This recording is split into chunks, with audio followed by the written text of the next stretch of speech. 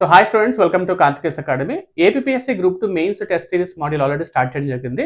So దాంట్లో భాగంగా AP హిస్టరీలో ఆల్రెడీ 6 టెస్ట్లు అయితే అప్లోడ్ చేయడం జరిగింది. ఇప్పుడు 7వ టెస్ట్ మనకి ఇండియన్ పాలిటీ అండ్ కాన్స్టిట్యూషన్లో టాప్ 7th టెస్ట్ మనం ఆల్రెడీ అప్లోడ్ చేసాము. సభ్యులు కూడా చక్కగా రాస్తున్నారు. అండ్ ఈ రోజు కూడా 8వ టెస్ట్ కూడా అప్లోడ్ అయిపోతుంది. ఒకసారి టాపిక్స్ చూద్దామండి. సో 7వ టెస్ట్లో మనకు ఉన్నటువంటి టాపిక్స్ చూసుకున్నట్లయితే first nature of the Indian constitution.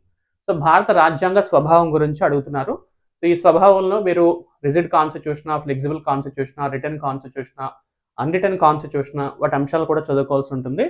ఇక కాన్స్టిట్యూషన్ డెవలప్మెంట్, దీన్నే మనం భారత రాజ్యాంగ ఆవిర్భావంగా చెప్తుంటాము. అభివృద్ధి అనే విషయాన్ని కూడా మాట్లాడుకుంటాం.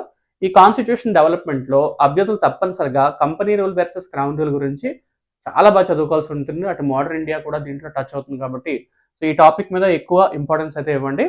ఇక సేలెంట్ ఫీచర్స్ ఆఫ్ ఇండియన్ కాన్స్టిట్యూషన్, భారత రాజ్యాంగంలో పొందుపరిచినటువంటి ముఖ్యమైన అంశాల గురించి మనకి 3వ టాపిక్ దీంట్లో కనిపిస్తుంది. ఇక ప్రవేశిక, భారత రాజ్యాంగ ప్రియాంబుల్ గా మనం గుర్తిస్తాము. సో ప్రవేశిక ఎక్కడి నుంచి తీసుకోబడింది, దానికి సంబంధించినటువంటి టెర్మినాలజీ అనేది చాలా ఇంపార్టెంట్.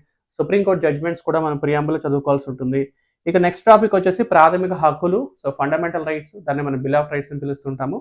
సో దీంట్లో క్లాసిఫికేషన్ బాగా చూసుకోండి, ప్రతి కేస్ స్టడీ చదవండి, ప్రతి ఆర్టికల్ మీద ఎక్కువ ఫోకస్ చేయండి. చాలా మంచి టాపిక్స్ ఇవి. సో ప్రాథమిక హక్కుల మీద ఎక్కువ ప్రశ్న అడిగే అవకాశం అయితే ఉంటుంది. తర్వాత directive principle of state policy, so island తీసుకోవడం జరిగింది. సో మనం instrument of instruction and government of India act 1935 అయితే పోలుస్తుంటాము. తర్వాత ఫండమెంటల్ డ్యూటీస్ అయితే వాళ్ళు మెన్షన్ చేయలేదు, అది కూడా తప్పనిసరిగా చదవాల్సి ఉంటుంది. సో దాన్ని కూడా ఒకసారి చూడండి. స్వరణ్ సింగ్ కమిటీ రికమెండేషన్ ఆధారంగా తీసుకోవడం జరిగింది. నెక్స్ట్ వచ్చేసి amendment of the constitution. So already నేను వీడియోలో 1 to 106 అమెండ్మెంట్స్ కూడా అప్లోడ్ చేస్తున్నాం, అది కూడా చూడండి. Procedure for amendment